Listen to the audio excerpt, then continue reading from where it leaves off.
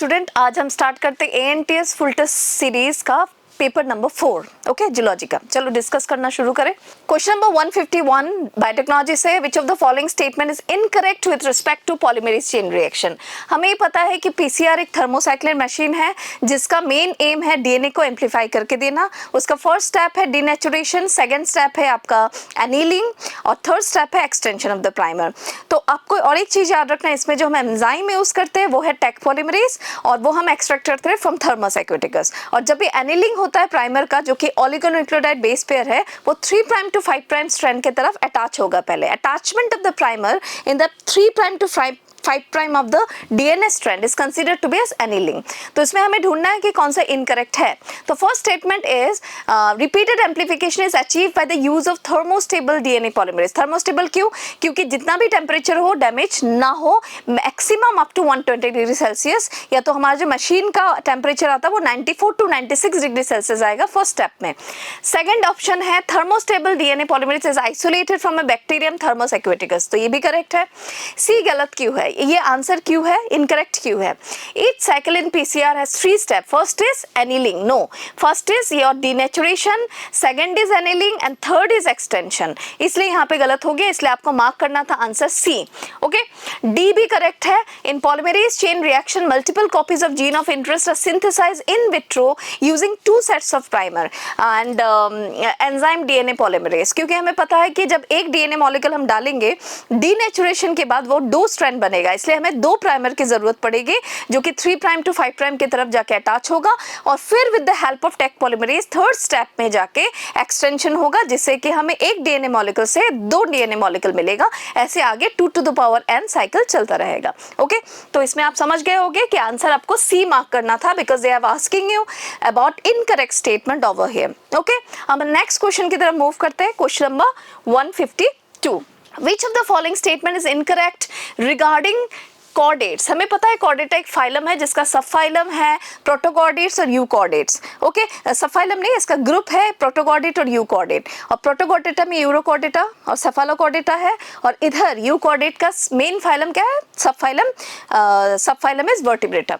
तो इसमें हमें मेनली देखना है एनिमल किंगडम से कुछ स्टेटमेंट्स दिए हुए हैं, इसमें से कौन सा इनकरेक्ट है। Primitive chordates like urochordates and cephalochordates lack vertebral column. तो इसमें कॉर्डेट, प्रिमिटिव कॉर्डेट क्या है? प्रिमिटिव कॉर्डेट का सब फाइलम है यूरोकॉर्डेटा और सेफालोकॉर्डेटा। ओके, थोड़ा सा सुनना चाहते हो तो सुन सकते हो कि uro word is related to tail, जिसमें टेल लार्वे के जो लार्वा है उसके टेल में नोटोकॉर्ड रहता है, बाद में गायब हो जाता है। सेफालोकॉर्डेटा का बेस्ट एग्जांपल है ब्रैंकियोस्टोमा और कॉमन नेम है एम्फियोक्सिस, जिसे हम लैंसेलेट भी बोलते हैं। उसका नोटोकॉर्ड परसिस्ट करेगा throughout the life. Clear? तो ये स्टेटमेंट करेक्ट है। Number B, all chordates are vertebrates but not all vertebrates are chordated. ठीक उल्टा लिखा है यहाँ पे। अगर लिखते ऑल वर्टिब्रेट्स आर कॉर्डेट्स, ठीक है, तब करेक्ट होता, but not all chordates are vertebrates, तब ठीक होता। मतलब यहाँ पे थोड़ा सा चेंज चाहिए था, सी और इधर वी, समझ गए? तो इसलिए ये गलत है। Notochord persist throughout the life in cartilaginous fishes, ये करेक्ट है। हमें ये याद रखना है कि notochord persist throughout the life in cartilaginous fishes is correct. Cephalochordata is correct. अगर आपको पूछा ऐसा क्वेश्चन कि notochord persist throughout the life in Which vertebrates, तब आंसर कार्टिलेजिनस फिश होगा। मान लो ऐसा क्वेश्चन आ गया, notochord persist throughout the life, okay, in amphioxus cartilaginous fishes. By chance कभी ऐसे दे दिया तो आप एम्फियोक्सिस मार्क कर सकते हो, क्योंकि वहां पे उन्होंने मेंशन नहीं किया वर्टिब्रेटा। तो बेस्ट आंसर एम्फियोक्सिस करना, लेकिन ऐसे 2 ऑप्शन एक साथ देना नहीं चाहिए। ओके, पुराने नॉन एडिटेड बुक में, जो कि ओल्ड वर्जन है, उस NCERT में पेज नंबर 56 में कार्टिलेजिनस फिश में लिखा ही हुआ है कि notochord persist throughout the life in cartilaginous fishes. Okay, वो ध्यान रखोगे आप। तो ये ऑप्शन करेक्ट है। Pharyngeal gill slits are present in all chordates. Yes, हमें पता है कि कॉर्डेटा में फर्स्ट चीज होना पड़ेगा नोटोकॉर्ड, सेकेंडली उसमें होना पड़ेगा पोस्ट एनाल टेल, थर्ड होना पड़ेगा नोटोकॉर्ड जो कि नर्व कॉर्ड के नीचे है, और नर्व कॉर्ड होता है डॉर्सल होलो। ठीक है, डॉर्सल होलो सिंगल, जो कि इनवर्टिब्रेट्स में, नॉन कॉर्डेट्स में होता है सॉलिड वेंट्रल डबल। क्लियर? तो इसमें हमें इनकरेक्ट ऑप्शन मार्क करना था, इसलिए आंसर बी निकल रहा है। क्लियर? अब हम क्वेश्चन नंबर 153 की तरफ जाते हैं। क्वेश्चन नंबर 153, ये क्वेश्चन आपको पूछा है न्यूरल कंट्रोल एंड कोऑर्डिनेशन से। Hypothalamus of the brain is not involve in the which which of the following function secretes neurohormones to regulate the function of adenohypophysis? तो hypothalamus is responsible for the secretion of releasing factor and certain inhibiting factor. So in that reference this is correct, क्योंकि हमें पता है कि जो neurohormones होते हैं वो होते हैं releasing hormones और inhibiting hormones. For example, gonadotropin hormone releasing hormone, gonadotropin hormone inhibiting hormone उस रेफरेंस में करेक्ट है. टेम्परेचर कंट्रोल के हमें पता है कि जो हाइपोथैलेमस है वो थर्मोरेगुलेटर्स है, इसलिए थर्मोरेगुलेशन में पार्टिसिपेट करता है, तो करेक्ट है. ऑस्मोरेगुलेशन थर्स्ट में भी पार्टिसिपेट करता है, कि हमें पता है जब भी हमें प्यास लगती है ये इंस्ट्रक्शन हमें हाइपोथैलेमस देता है और हाइपोथैलेमस इंस्ट्रक्शन देते ही हम पानी पीते हैं. अगर हमने पानी नहीं पिया तब हाइपोथैलेमस पोस्टीरियर पिट्यूटरी के थ्रू एडीएच को रिलीज कराता है ब्लड में, जिससे कि वो एफरेंट आर्टरियल को कंस्ट्रिक्ट करके डिस्टल कन्वोल्यूटेड ट्यूब्यूल्स या तो कलेक्टिंग डक्ट से वाटर को और नमक को, सॉल्ट को खींच के बॉडी में दे पाए, और इस in that basis they are participating in osmoregulation by balancing water and salt of a blood. Okay, अब लास्ट है option regulation of respiration. No, regulation of respiration is actually done by medulla, जिसे हम medulla oblongata भी बोलते हैं, और ये hind brain का पार्ट है. Hypothalamus is not directly linked with regulation of respiration, और हमें ये पता भी है कि मेड्यूला को हम रेस्पिरेटरी रिदम सेंटर भी बोलते हैं. ओके, अब हम नेक्स्ट क्वेश्चन की तरफ मूव करते हैं. Question number 154. क्वेश्चन नंबर 154 आपको पूछा है बायोमोलिक्यूल से, और ये एंजाइम पार्ट से है कि all statements regarding competitive inhibitors या इनहिबिशंस आर करेक्ट एक्सेप्ट. हमें ये पता है कि कॉम्पिटिटिव इनहिबिशन में होता क्या है, जो इनहिबिटर है it fights for the active site of enzyme for substrate. जो सबस्ट्रेट है और इनहिबिटर है वो स्ट्रक्चरल एनालॉग है. अगर किसी तरह से इनहिबिटर एक्टिव साइट में जाके चिपक के बैठ गया तो वो एंजाइम की एक्टिविटी को सप्रेस करेगा, उससे प्रोडक्ट नहीं बनेगा. ओके, तो हम स्टेटमेंट्स देखते हैं. Inhibitor resembles the substrate in molecular structure. Yes, ये करेक्ट है. Okay, inhibitor and substrate molecules fight for the active site of the enzyme, ये भी स्टेटमेंट करेक्ट है. हमें पूछा है कौन सा करेक्ट नहीं है. Inhibitor activity suppress the work of substrate, नहीं, it suppress the work of enzyme. यहाँ पे गलत नहीं करना है, ये मैं बार बार आपको बोल रही हूँ कि क्वेश्चन डाल सकते हैं, वो एंजाइम की एक्टिविटी को सप्रेस करते हैं. ओके, इसलिए ये इनकरेक्ट स्टेटमेंट में गिरा, और आपको यहाँ पे सभी स्टेटमेंट करेक्ट दिया हुआ है. पूछा है कौन सा नहीं है, एक्सेप्ट, तो इसलिए आपको आंसर मार्क करना था सी. Okay, last option is binding of inhibitors to active site reduces the enzyme action. Correct, ये भी करेक्ट है, सिर्फ ये गलत था सी, तो इसलिए आपको आंसर मार्क करना था सी. ओके, अब हम नेक्स्ट क्वेश्चन की तरफ मूव करते हैं. Question number 155. In which of the disease does mosquito transmitted pathogen cause chronic inflammation of lymphatic vessel. ये ह्यूमन तल्दन डिजीज का क्वेश्चन है, और उसमें सिंपल आंसर है एलिफेंटियासिस, जिसको हम फाइलेरियासिस भी बोलते हैं. क्या बोलते हैं? फाइलेरियासिस. ओके, एक चीज और याद रखना, मॉस्किटो ट्रांसमिटेड पूछा, कौन सा मॉस्किटो? क्यूलेक्स. ये ध्यान रखना कि एनसीईआरटी में क्यूलेक्स मेंशन नहीं है, मे भी कभी पूछ ले तो ध्यान रखना है कि क्यूलेक्स से ये ट्रांसमिट होता है, और वो लार्वी को ट्रांसफर करता है. कौन से लार्वी को? Microfilariae, from infected to healthy person. Okay, larvae का नाम है. बाकी एस्केरियासिस एस्केरिस से होता है. रिंगवर्म डिजीज जो होता है इसको हम लोग बोलते हैं, जैसे फंगल डिजीज है.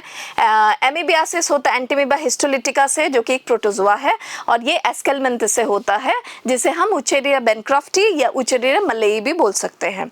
ओके, हम नेक्स्ट क्वेश्चन की तरफ मूव करते हैं. Question number 156. क्वेश्चन नंबर 156 भी बहुत सिंपल क्वेश्चन है, ये ह्यूमन रिप्रोडक्शन से पूछा है आपको. After spermiogenesis the sperm heads get embedded in which of the following cells. हमें ये पता है कि सर्टुली सेल हमारे सेमनिफरस ट्यूब्यूल का बहुत एक आइडेंटिफाइबल कैरेक्टरिस्टिक सेल है, जिसका काम होता है नरिशमेंट प्रोवाइड करना इनसाइड द टेस्टिस. जब भी वो निकल के आ जाते हैं sperm, then they are getting food and everything from epididymis और फ्रॉम द डक्ट, जो कि फ्रुक्टोज के फॉर्म में उसे मिलता है. लेकिन सर्टोली सेल्स तब तक स्पर्म चिपक के रहते हैं जब तक स्पर्मिएशन प्रोसेस ना हो. जैसे ही स्पर्म सर्टोली सेल से डिटैच हो जाता है तब उस प्रोसेस को हम स्पर्मिएशन बोलते हैं. तो हमेशा याद रखोगे कि स्पर्म बनते ही डिटैच होके निकल नहीं जाता, कुछ देर तक सर्टोली सेल्स के साथ अटैच रहता है with the help of head. Okay, तो यही क्वेश्चन आपको पूछा था कि आफ्टर स्पर्मियोजेनेसिस, मतलब स्पर्मेटेड जब स्पर्म बन जाता है, ओके, तब वो किस पर्टिकुलर सेल से अटैच रहता है फॉर डिराइविंग नरिशमेंट, तब आपका आंसर है सर्टोली सेल। आप सभी को पता होगा सर्टोली सेल को हम लोग सस्टेंटिकुलर सेल भी बोलते हैं, ये थोड़ा सा ध्यान रखना। सस्टेंटिकुलर सेल या तो नर्स सेल, NURSE, क्योंकि वो नरिशमेंट प्रोवाइड करता है। ओके, और FSH भी उसी को जाके पहले ट्रिगर करता है, किसी सर्टोली सेल को, for the secretion of certain factor which support the process of spermiogenesis. ये स्टेटमेंट भी आप ध्यान रखोगे। क्लियर? अब हम नेक्स्ट क्वेश्चन की तरफ मूव करते हैं। Question number 150, question number 157, read the given statements and state them true और फॉल्स। ये आपको पूछा है केमिकल कंट्रोल एंड कोऑर्डिनेशन से। ए में क्या लिखा है? Deficiency of thyroid hormone leads to cretinism in infants. हमें ये पता है कि प्रेग्नेंट लेडी में जब हाइपोथायराइडिज्म होता है after the birth of child, उसे क्रिटिनिज्म होता है, जिसमें deaf mutism, mental retardation, low IQ, pot belly जैसे फीचर्स रहता है, तो ये ट्रू है। LH induces mammary glands to produce milk, no. तो हमें याद रखना है कि LH is not responsible for inducing anything like this. Okay, इसमें हमें याद रखना है कि दो हॉर्मोन्स है जो मैमरी ग्लैंड के डेवलपमेंट और मिल्क प्रोडक्शन में हेल्प करते हैं, प्रोलैक्टिन एंड प्रोजेस्टेरॉन।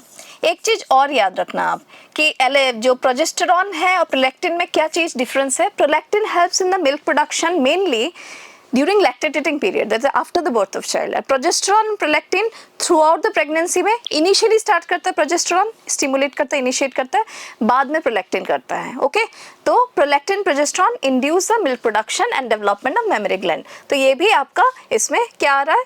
फॉल्स आ रहा है, क्योंकि यहाँ पे LH लिखा था।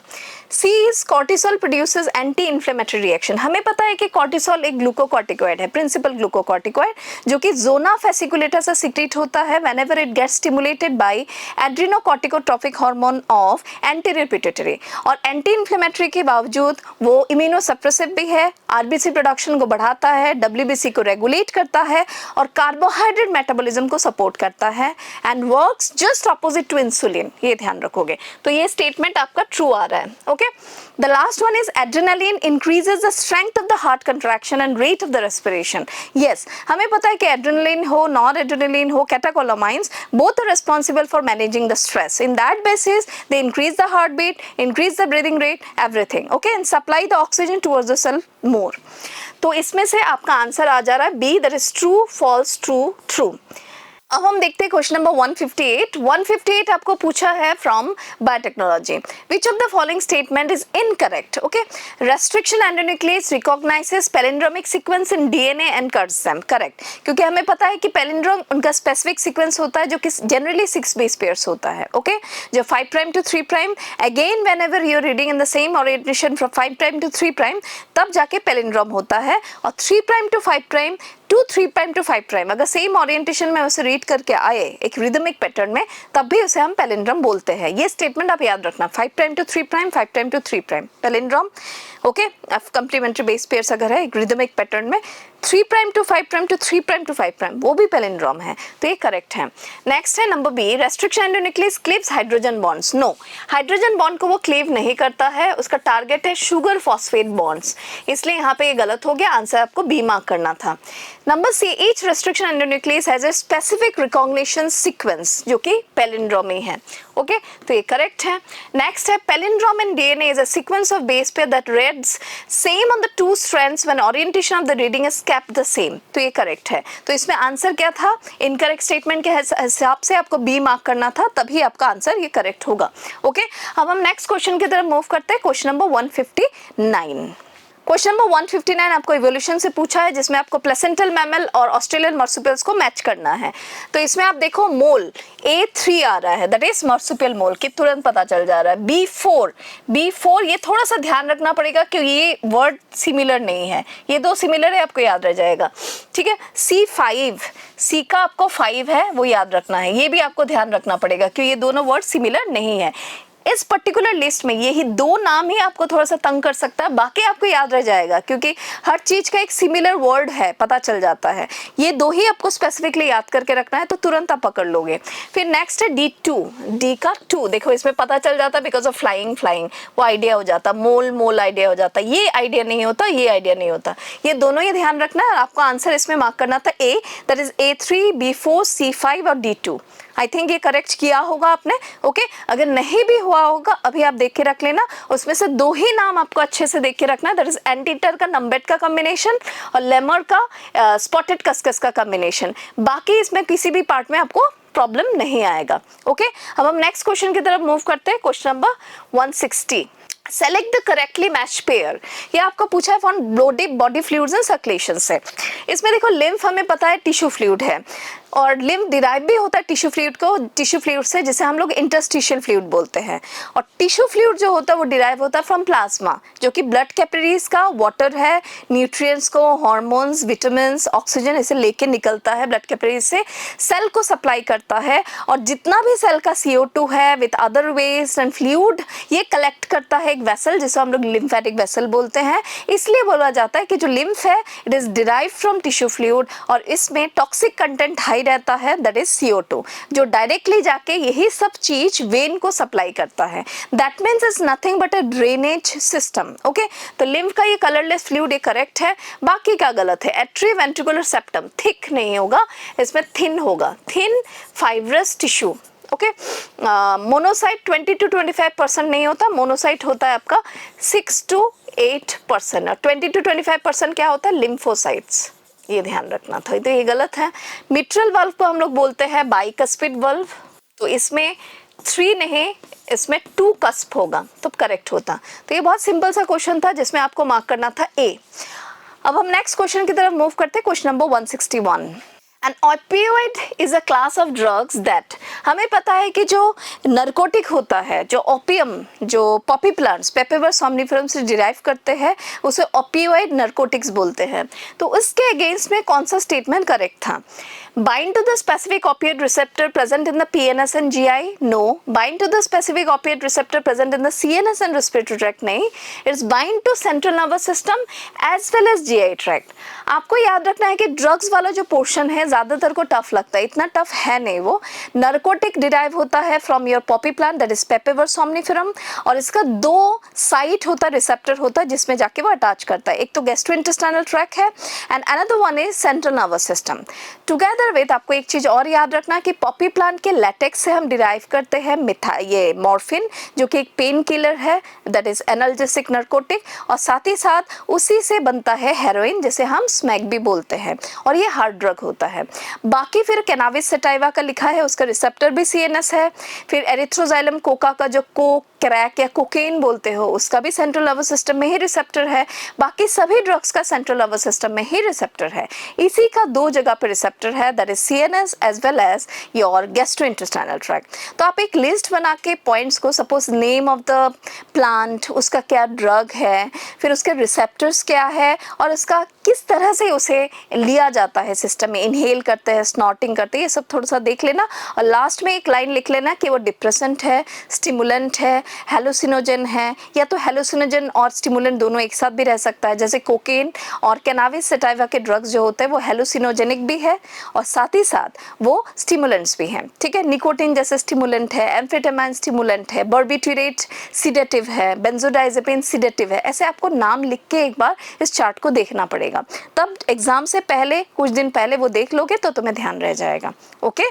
चलो अब हम नेक्स्ट क्वेश्चन की तरफ मूव करते हैं, question number 162। Question number 162 reproductive health से है, जो कि बहुत अच्छा क्वेश्चन है और रिपीटेडली वो पूछते भी रहते हैं, इसलिए हम चाह रहे हैं कि गलत ना हो। बार बार कॉमनली ये क्वेश्चन आपको मिल सकता है, लेकिन आपको ये भूलना नहीं है, इसलिए हम दे रहे हैं। उसमें से फर्स्ट, जैसे कि कॉलम 1 में ICSI है। ICSI is intracytoplasmic sperm injection. नाम से ही पता चल जा रहा है कि स्पर्म को हम इंजेक्ट करेंगे ओवम के अंदर।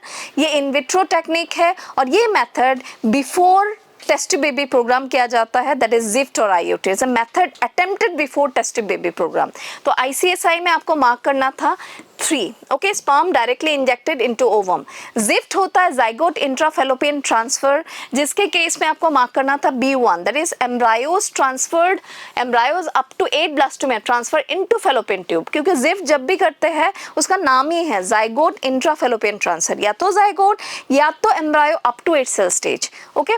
नेक्स्ट है IUT, दैट इज C4। आपको याद रखना है कि इंट्रा यूट्राइन ट्रांसफर, जिसमें embryo more than 8 cell stage आपके यूट्रस में छोड़ के आना है। ओके, एंड गिफ्ट क्या है, जब किसी फीमेल में ओवम नहीं बनता तब हम उसे किसी और से कलेक्ट करके उसके फेलोपियन ट्यूब में डाल सकते हैं, तब उसे हम गिफ्ट बोलते हैं, that is gamete intrafallopian transfer. ये बहुत सिंपल है, लेकिन इसमें दो कैटेगरी बना के आप याद करना, इन विट्रो मतलब लैब में जो करते हैं, और इन वीवो जो हम बॉडी में करते हैं। इन वीवो टेक्निक में आ जाता है आपका गिफ्ट, IUI और AI, और जिसमें गैमेट का फ्यूजन बॉडी के अंदर होता है। इन विट्रो गैमेट का फ्यूजन बाहर होना, जिसमें जिफ्ट, IUT और ICSI होगा। और ICSI is a method attempted before test tube baby programme. लेकिन टेस्ट टू बेबी प्रोग्राम में दो ही प्रोग्राम है, जिफ्ट और IUT। जिफ्ट के केस में अप टू 8 सेल स्टेज और IUT के केस में मोर देन 8 सेल स्टेज, ये याद रखना है। तो इसमें आंसर आपको मार्क करना था D, जो आपने किया ही होगा। ओके, अब हम नेक्स्ट क्वेश्चन की तरफ मूव करेंगे। क्वेश्चन नंबर 163 एनिमल किंगडम से है। Amphibians share with reptiles all of the following except character except. हमें पता है कि एम्फीबिया हो, रेप्टाइल हो, बर्ड्स हो, मैमल्स हो, या कोई भी कॉर्डेट्स हो, उसका वेंट्रल हार्ट होता है, तो ये करेक्ट है। हमें पूछा है incorrect, external fertilisation and indirect development. हमें पता है कि एक्सटर्नल फर्टिलाइजेशन होता है किसमें, एम्फीबिया में। ओके, तो ये एम्फीबिया का फीचर है, कॉमन नहीं है फीचर। इनडायरेक्ट डेवलपमेंट भी एम्फीबिया में होता है, क्योंकि डायरेक्ट होता है किसका, रेप्टाइल का। तो इनडायरेक्ट का मतलब क्या होता है, जिसमें लार्वल फॉर्म्स है, और डायरेक्ट का मतलब होता है जिसमें लार्वल फॉर्म्स नहीं है, जैसे रेप्टाइल्स में, बर्ड्स में, मैमल्स में, पाइसेस में डायरेक्ट डेवलपमेंट होता है, इसमें लार्वल फॉर्म्स नहीं है। साइक्लोस्टोमेटा में और एम्फीबिया में लार्वल फॉर्म्स है। ओके, ध्यान रखना। डायोशियस दोनों ही है, because sexes are separate in them. Okay, starting from all vertebrate, that is cyclostomata से लेके मैमल्स तक डायोशियस है। ओविपेरस है दोनों ही, क्योंकि दोनों ही एग ले करते हैं।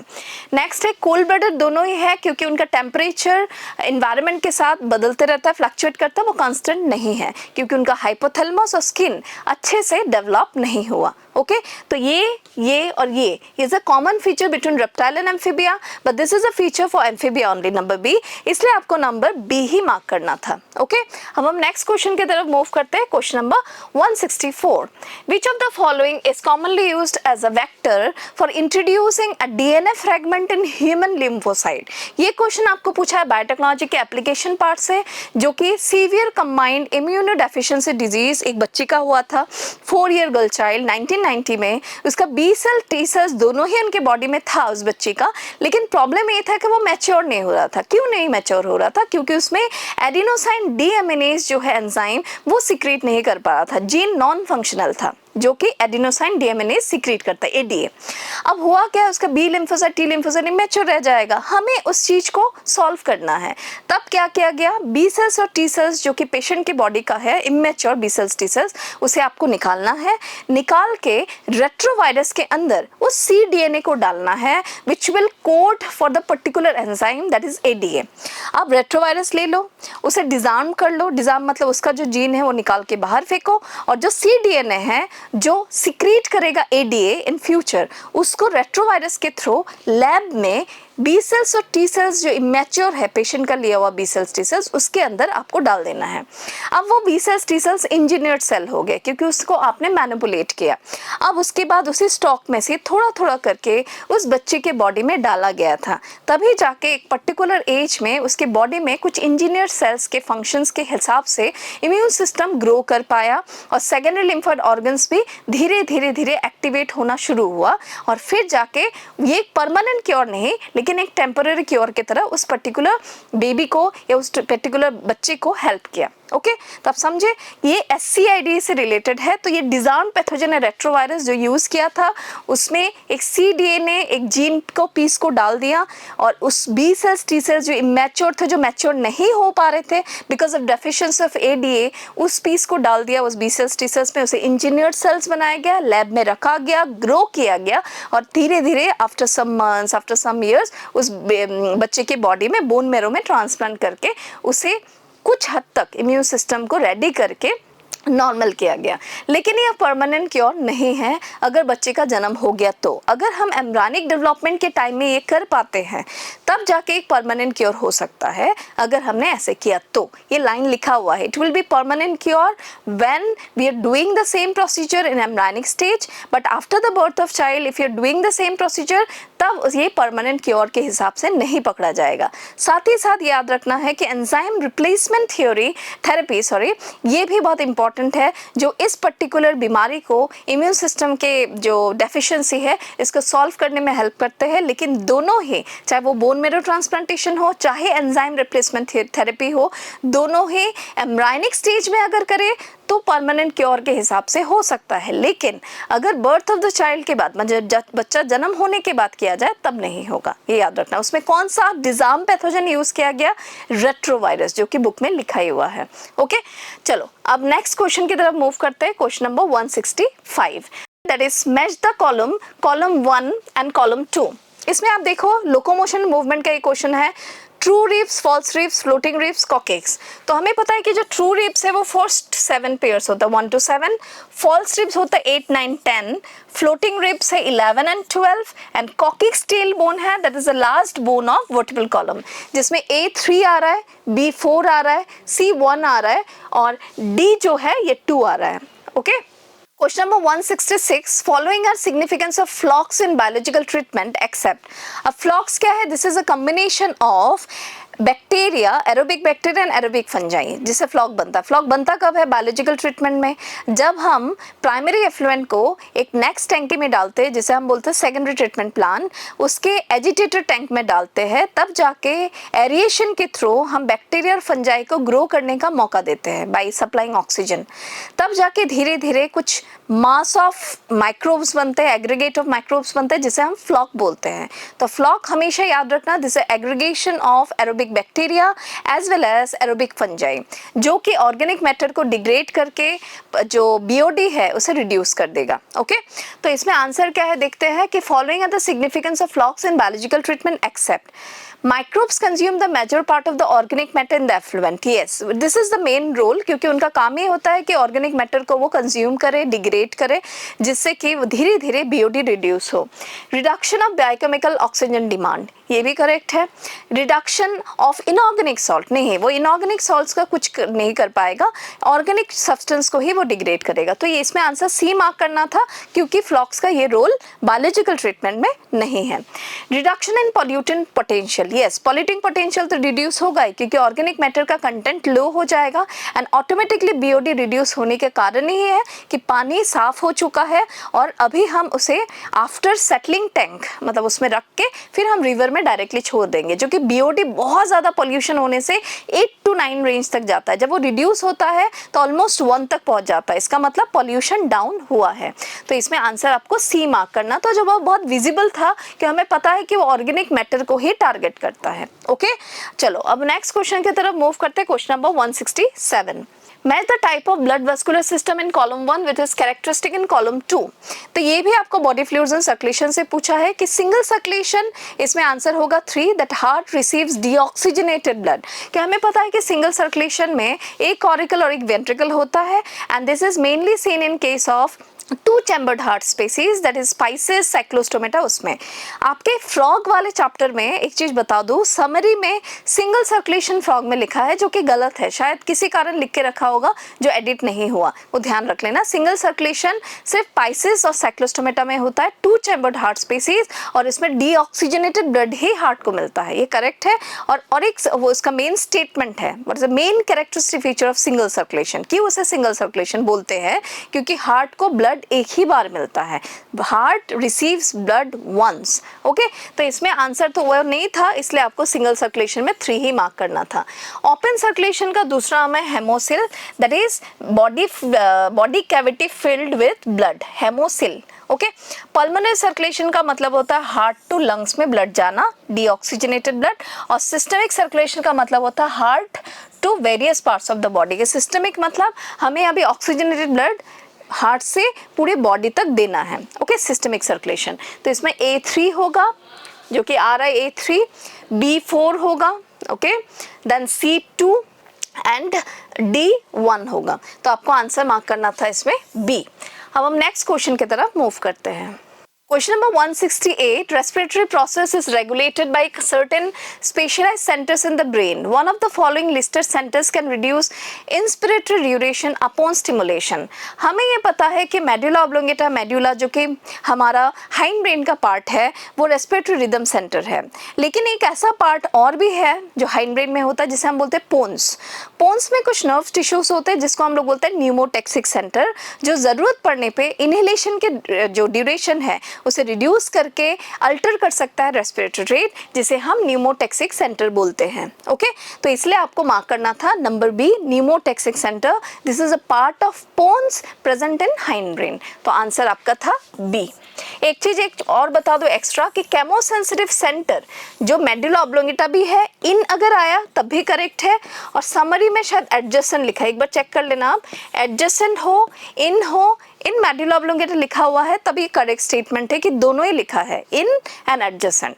इन मतलब मेडुला ऑब्लोंगेटा के अंदर ऐसे केमोसेंसिटिव सेंटर है which can sense the changing concentration of CO2 and H+, और एडजेसेंट मतलब मेडुला ऑब्लोंगेटा के आसपास के area which can also sense the H+ and CO2 concentration. Okay, तो इस बेसिस पे आपका आंसर आ रहा था बी.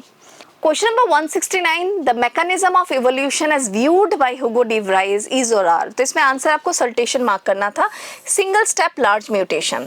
ओके, ग्रेजुअल इवोल्यूशन के बारे में बोला था डार्विन ने, और हमें और भी पता होना चाहिए, ये डायरेक्टली डार्विन ने बोला था, जो कि उसमें दिया हुआ है पेज नंबर 128 में दिया हुआ है नीचे की तरफ, जहाँ पे HMS बिगल शिप के बारे में उन्होंने बात किया, जो मैं बता रही हूँ ओल्ड वर्जन के 128. हाँ, न्यू वर्जन में आप पेज नंबर एक बार देख लेना. Minor mutations, phenotypic variations directly book में नहीं लिखा है, ये डायरेक्टली लिखा है डार्विन ने कहा था, और ये डायरेक्टली लिखा है जो कि हुगो डी व्राइस ने बोला था. एक चीज और आपको याद रखना है कि हुगो डी व्राइस ने ये भी कहा था उनका एक्सपेरिमेंटल प्लांट जो है वो है इवनिंग प्रिमरोज, और उसे हम साइंटिफिक नेम होता है ओइनोथरा लैमार्कियाना. अनदर पॉइंट इज, दो स्टेटमेंट आप याद रखना, ठीक है. This mutation is random and directionless, ये कहा था हुगो डी व्राइस ने, और डार्विन ने कहा था कि जो variation is small and directional.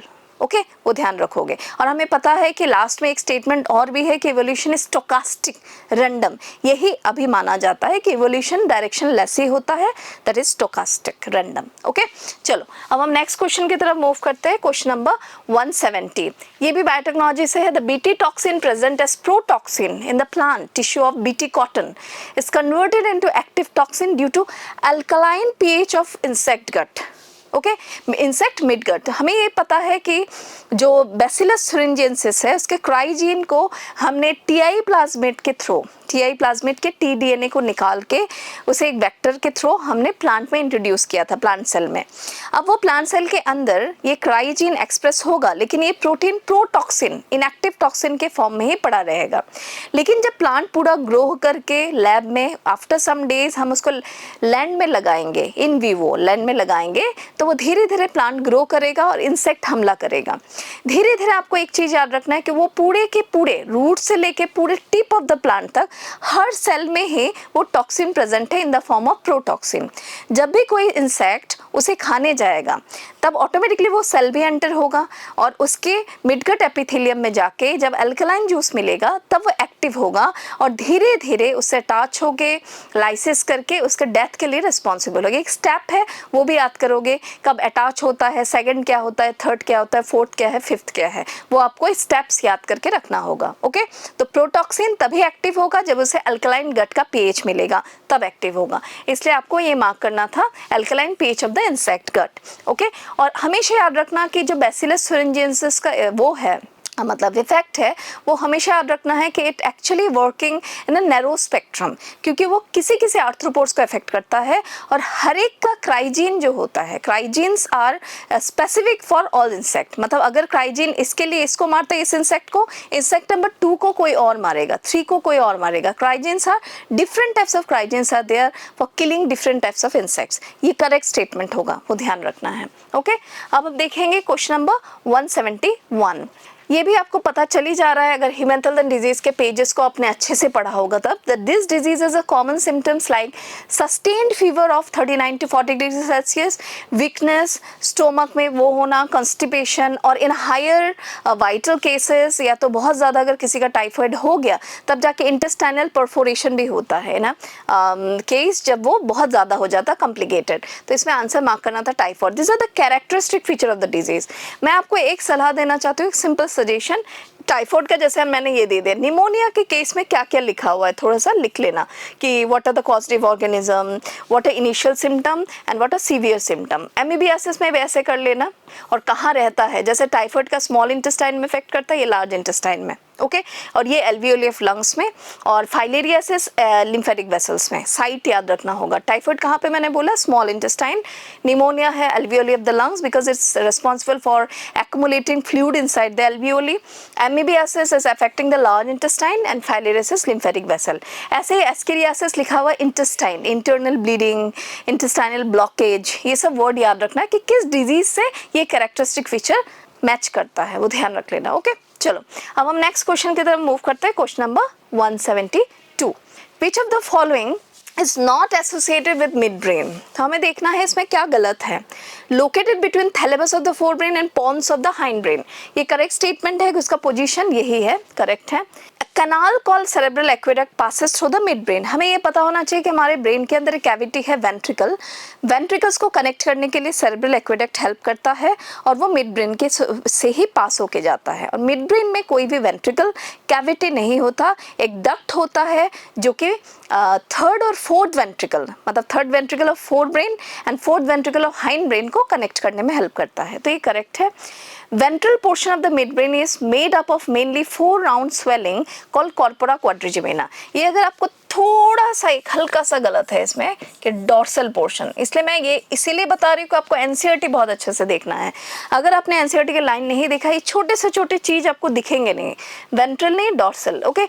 Mid brain and hind brain form the brain stem, ये करेक्ट है, लेकिन हाइंड ब्रेन का कौन सा पार्ट ब्रेन स्टेम में पार्टिसिपेट नहीं करता, तो एक्सेप्ट अगर बाई चांस कभी आ गया, बुक में है ही सेरेबेलम, याद रखना cerebellum is not a part of brain stem, okay ये ध्यान रखोगे। चलो अब क्वेश्चन नंबर 173 देखते हैं।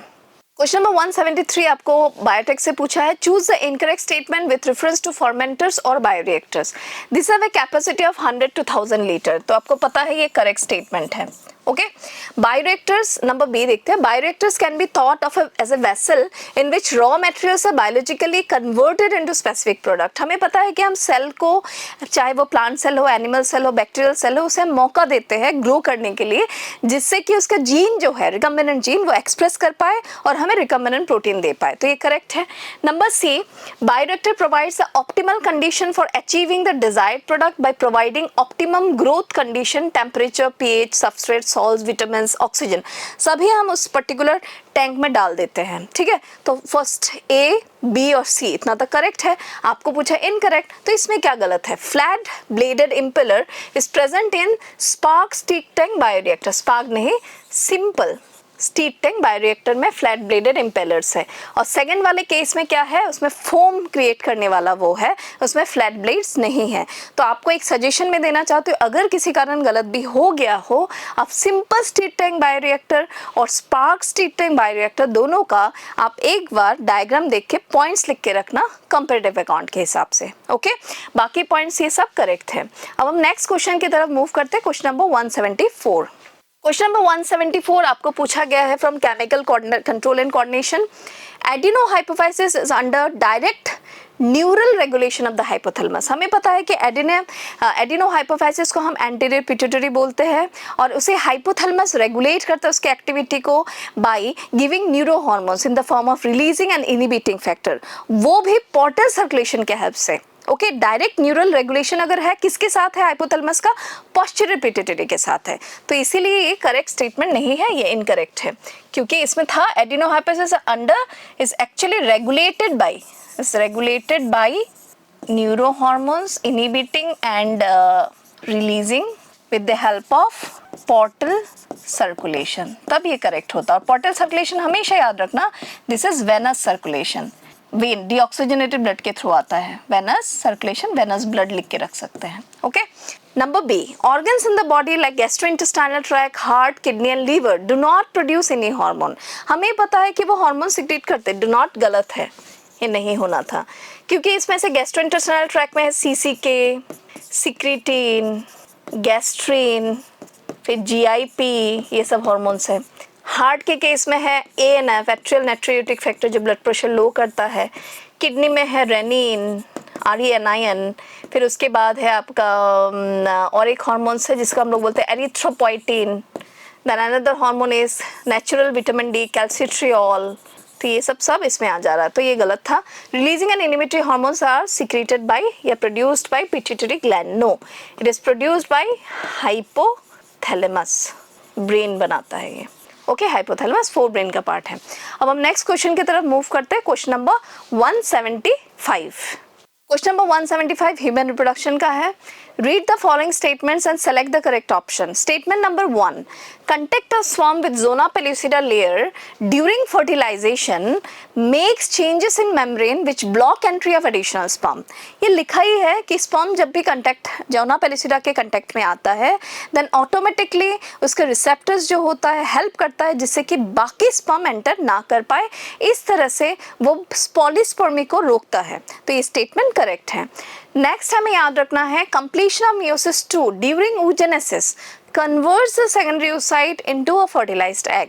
ये भी आपको पता है कि जब भी एग के अंदर स्पर्म एंटर करेगा तब एग पहले मियोसिस 2 कंप्लीट करके, जो कि अरेस्टेड था meiosis 2, okay, second polar body release करके उसके बाद मैच्योर ओवम और स्पर्म का न्यूक्लियर फ्यूज होके फिर जाइगोट बनेगा after the entry of sperm before fertilisation. ये गलत नहीं होना है। मतलब अगर एग का आप जोना पेलिसिडा देखोगे, इसमें कुछ रिसेप्टर्स होते हैं, ये रिसेप्टर से जाके जब स्पर्म अटैच होता है तब यहाँ पे कुछ चेंजेस आते हैं। ये चेंज बाकी स्पर्म को एंटर करने नहीं देता, जो कि फर्स्ट स्टेटमेंट में कहा गया है। It is written in human reproduction, certain line is there in page number 51, वो देख सकते हो नॉन एडिटेड वर्जन में। और कंप्लीशन तब होता है मियोसिस 2 का oogenesis में, जब ओवम के अंदर, एग के अंदर एक फर्स्ट पोलर बॉडी तो टर्शरी फॉलिकल में बनी जाता है, जब जाके स्पर्म न्यूक्लियर एंटर होता है तब वो सेकेंड पोलर बॉडी रिलीज करने के बाद then they fuse to form zygote, okay, after the entry of sperm before fertilisation. ये बहुत कॉमन क्वेश्चन है, मैंने बहुत बार ही इसे बोला है, बस अब गलती मत करना। ओके, अब हम नेक्स्ट क्वेश्चन की तरफ मूव करते हैं, दैट इज क्वेश्चन नंबर 176। अच्छा, पहले वाले क्वेश्चन का आंसर यही मार्क करना था, उसमें दोनों ही स्टेटमेंट करेक्ट हैं। 176, select the correct pair out of the following. ये आपको पूछा है फिर से एनिमल किंगडम से। प्रॉन में हमें पता है कि एंटेनरी ग्लैंड है या तो ग्रीन ग्लैंड है, मेल्पिजियन ट्यूब्यूल्स नहीं है। Malpighian tubule is excretory structure present in insecta, okay, तो ये गलत हो गया। आर्थम रेड्यूला नहीं होता है, रेड्यूला मोलास्का में होता है। एम्फियोक्सस में फ्लेम सेल है, तो ये करेक्ट है, आंसर आपको सी मार्क करना था। और फ्लेम फ्लैटवर्म्स में कॉम्प्लेट्स नहीं होता, कॉम्प्लेट्स होता है टिनोफोरा में, okay, ciliated complex, external ciliated complex, ये भूलना मत, external ciliated complex in Ctenophora, okay. Flatworms में होता है आपका फ्लेम सेल्स, जिसके क्लस्टर को हम क्या बोलते हैं, प्रोटोनेफ्रिडिया।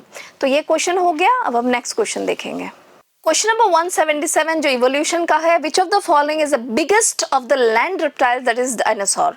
हमें पता है कि डायनासोर में सबसे biggest that is 20 feet height tyrannosaurus rex है, इसलिए आपको आंसर इसमें बी मार्क करना था, ओके। अब हम नेक्स्ट क्वेश्चन की तरफ मूव करते हैं, question number 178। Identify the true statements from the following. इसमें आपको पूछा है फ्रॉम रिप्रोडक्टिव हेल्थ, कौन कौन सा स्टेटमेंट सही है, okay. There are many side effects of tubectomy and vasectomy, ऐसा नहीं है। ट्यूबेक्टोमी और जो वेसेक्टोमी है साइड इफेक्ट्स नहीं है, लेकिन इसमें एक ही प्रॉब्लम है कि वो उसका रिवर्सिबिलिटी रेट थोड़ा सा पुअर है, ओके।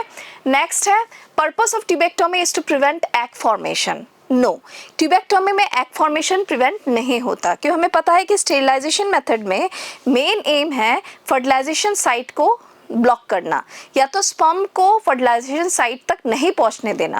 तो जैसे ट्यूबेक्टोमी के केस में एम्पिरियोस्टोमिक जंक्शन में उसको हम काट के टाई कर देते हैं जिससे कि फेलोपियन ट्यूब में एग वेट ही ना कर पाए, और वेसेक्टोमी के केस में हम वास डिफरेंस को कट करते हैं जिससे कि स्पर्म निकल के एक्सटर्नल जेनिटलिया से फीमेल रिप्रोडक्टिव ट्रैक्ट तक ना पहुंच पाए, लेकिन they are not interfering with any of the process of ovary, that is egg formation in case of male और in case of female. Okay, female के केस में egg बनने नहीं देगा और मेल के केस में स्पर्म बनने नहीं देगा, ऐसे कोई बात नहीं है।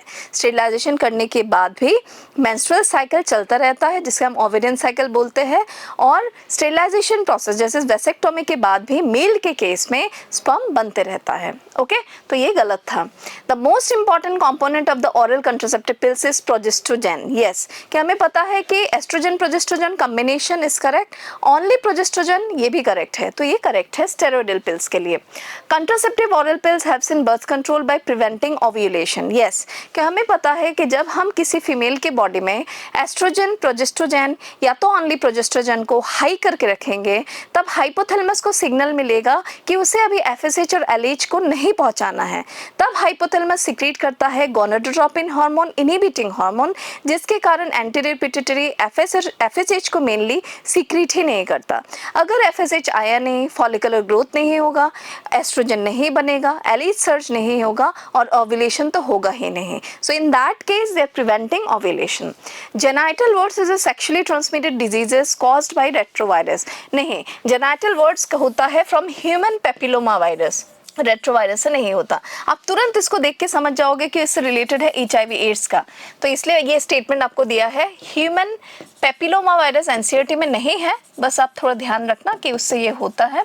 In India there is a rapid decline in infant mortality rate and MMR. ये करेक्ट है, तो इसका मतलब ये करेक्ट है, ये इनकरेक्ट है, ये करेक्ट है, ये करेक्ट है, ये इनकरेक्ट है, ये इनकरेक्ट है। तो हमें 3, 4 और 6 को मार्क करना था।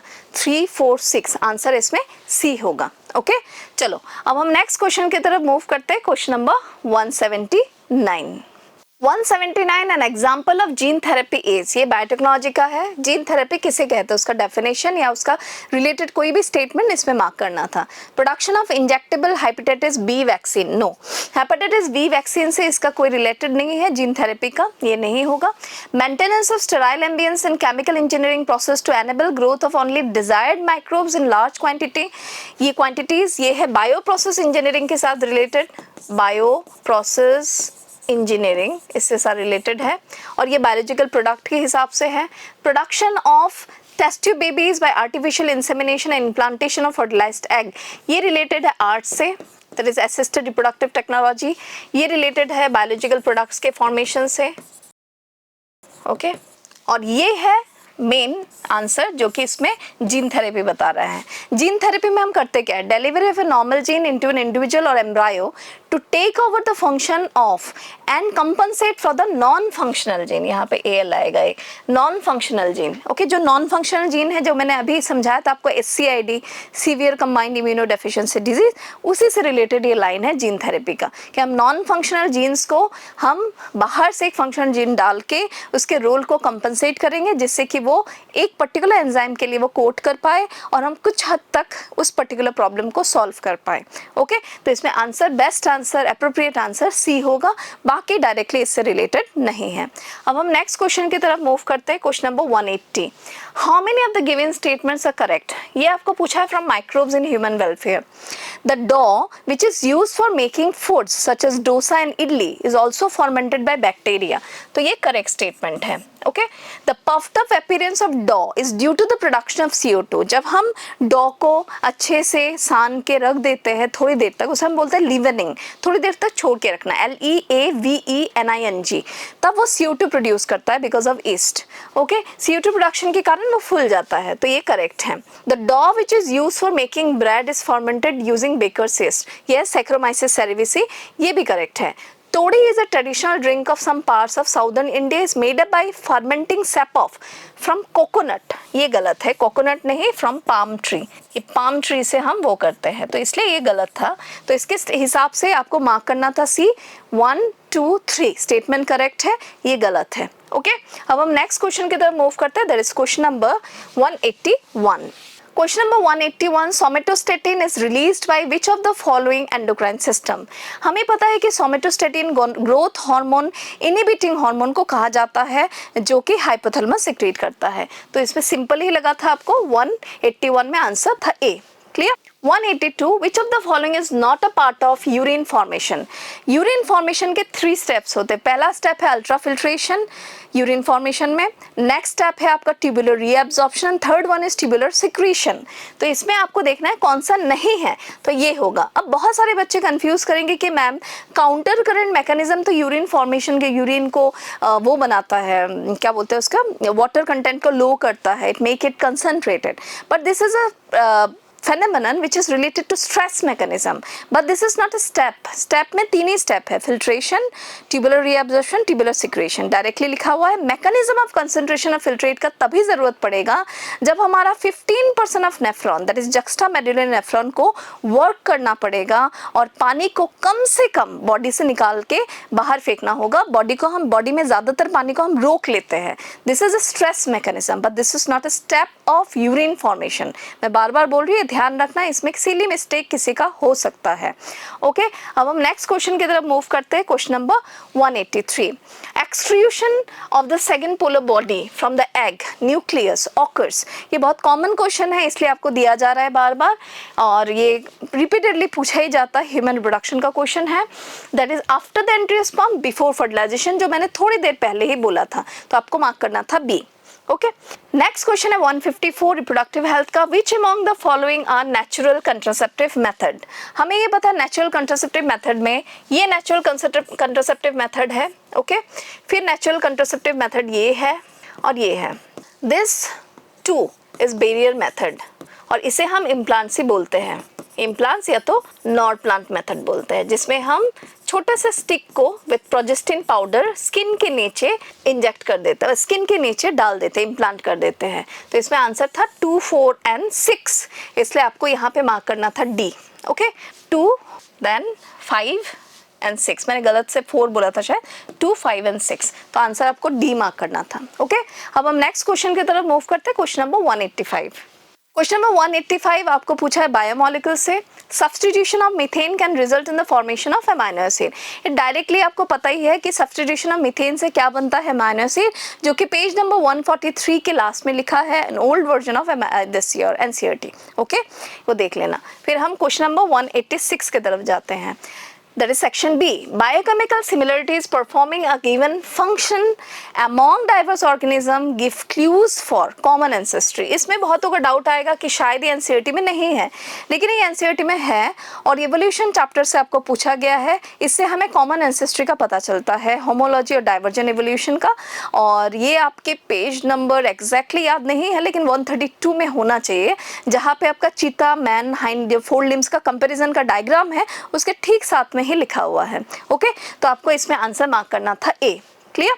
अब हम नेक्स्ट क्वेश्चन की तरफ मूव करते हैं। Question number 187, sexes are separate, dioecious, that is males and females are distinct, often females are longer than males, these are the characteristic feature of phylum Aschelmanthus, जो कि ओल्ड वर्जन की book में page number 52 में animal kingdom में लिखा हुआ है। Okay, तो आपको चुपचाप इसमें मार्क करना था कि स्टेटमेंट है वहाँ पे, all are dioecious and sexually dimorphic, and why they are sexually dimorphic, because उसमें females जनरली लंबे रहते हैं मेल से। क्लियर, और एस्केरिस का डायग्राम भी उसमें दिया हुआ है। अब हम नेक्स्ट क्वेश्चन की तरफ मूव करते हैं। Question number 188, identify the incorrectly match pair. ये है लोकोमोशन एंड मूवमेंट से joint type and example. Hinge का है नी, करेक्ट, या तो नी होगा या तो एल्बो होगा, दोनों ही हिंज में गिरेगा। Pivot between atlas and axis. Atlas is C1 cervical vertebrae, axis is C2 cervical vertebrae. Gliding between carpal होगा, metacarpal नहीं होगा, इसलिए आंसर ये निकल रहा है। Saddle is between carpal, metacarpal and thumb, that is ये वाला एरिया, तो ये तुम्हारा saddle है। तो इसमें से मिसमैच कौन कर रहा है? इनकरेक्ट ऑप्शन है C, इसलिए आपको ये मार्क करना था C। ओके, अब हम नेक्स्ट देखते हैं 189। 189 भी बहुत सिंपल है, जो कि आपके बायोमोलिक्यूल से पूछा है। Which of the following is the most abundant protein in the animal world, तब आपको मार्क करना था कोलाजन। ओके, कोलाजन बहुत दिन से ये कॉमन क्वेश्चन है, ये भी पूछते हैं। इंसुलिन और इन्यूलिन वाला बात याद रखना, इंसुलिन एक पेप्टाइड हार्मोन है और इन्यूलिन एक पॉलीसेक्राइड है, दैट इज कॉम्प्लेक्स पॉलीसेक्राइड, वो थोड़ा सा ध्यान रख लेना। नेक्स्ट है 190, a hormone that has the intracellular receptors would be, intracellular receptor ACTH जो होगा ये एक्स्ट्रा सेलुलर रिसेप्टर है क्योंकि प्रोटीनस है, मेलाटोनिन एक्स्ट्रा सेलुलर है, ये भी प्रोटीनस है, ADH ये पेप्टाइड है, ये भी एक्स्ट्रा सेलुलर है, बिकॉज प्रोटीनस और पेप्टाइड कभी भी सेल मेम्ब्रेन के अंदर नहीं जा सकता। Aldosterone is a steroid derive from lipid, इसलिए इसका इंट्रासेलुलर रिसेप्टर है। ओके ऐसे याद रखना है, क्यों हमेशा याद रखोगे जो भी प्रोटीन पेप्टाइड या तो एमाइन डिराइवेटिव से डायरेक्टली उसे एक्स्ट्रा सेलुलर रिसेप्टर चाहिए for passing the signal inside the cell.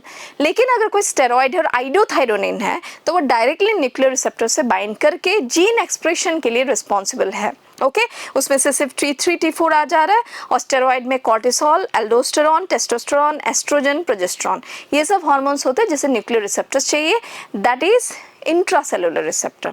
Okay चलो अब क्वेश्चन नंबर 191 देखते हैं। 191 भी बहुत सिंपल क्वेश्चन है।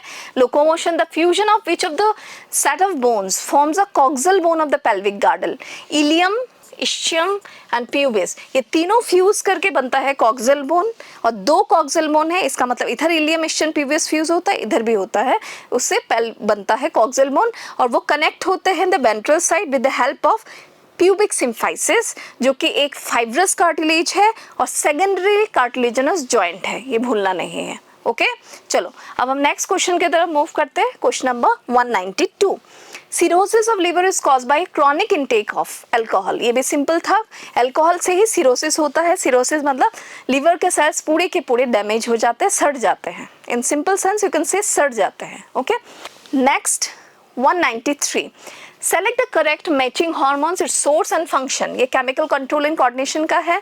वेसोप्रेसिन पोस्चरल पिट्यूटरी से रिलीज होता है, increase the loss of water, नहीं decrease the loss of water, decrease the loss of water.